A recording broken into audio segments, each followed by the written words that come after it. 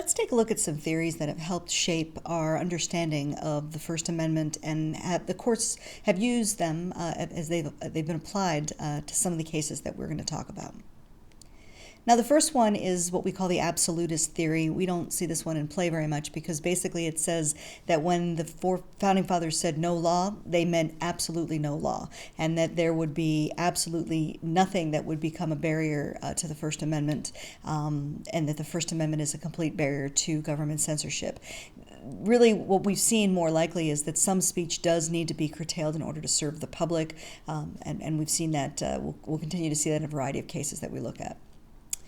Now, this idea of the ad hoc balancing, we're sort of getting a little bit closer to where we are. This idea that when conflict occurs, the court has to balance freedom of expression against other values. We're not really seeing many instances where there are other values that come into play that we would give greater weight to than the First Amendment. What we are seeing is this next idea, which is the preferred position balancing theory. And what this says is that there are actually other rights that we have to balance the First Amendment against those. So this comes into play when we talk about privacy, when we talk about the right to a fair trial, the right to incriminate yourself. All of these things, we have to weigh whether or not this one applies over the First Amendment, or how we would prefer to balance these two ideas. Now, Alexander Meiklejohn, the philosopher and educator, he came up with this idea, which we call Meiklejohnian Theory. Freedom of expression is a means to an end, and that end is a successful self-government. So in order to have wise decisions, the ability to vote with our wise decisions, we have to have freedom of the press and freedom of speech in order for democracy to function.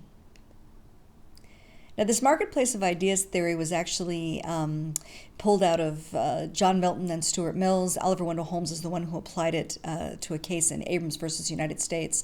He says that the truth's going to emerge from the competition of ideas in a free and public discourse. So the more conversation we have, the more dialogue, the more debate, the more likely we are to come to what is the actual truth.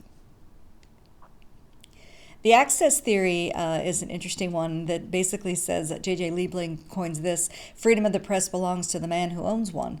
And so this idea that the media should open up to ideas and opinions of viewers and readers fairly unilaterally. This was rejected in this case that I've given you here, Miami Herald versus Tornillo. In this case, Tornillo was a political candidate, and he was criticized by the Miami Herald. He wanted to have the right to fair reply, which was guaranteed under Florida statute. But the court actually found that that right was not guaranteed and could not be guaranteed by law. It was a violation of the First Amendment.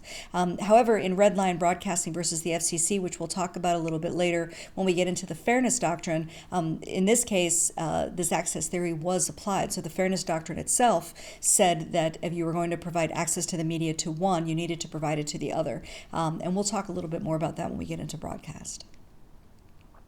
Now, this self-realization, self-fulfillment theory says that speech is inherently valuable to us as people, and in order for us to be able to reach our full potential, we need to have speech and communication. So regardless of its impact on politics or its benefit to society, it really doesn't matter. It's kind of all about us.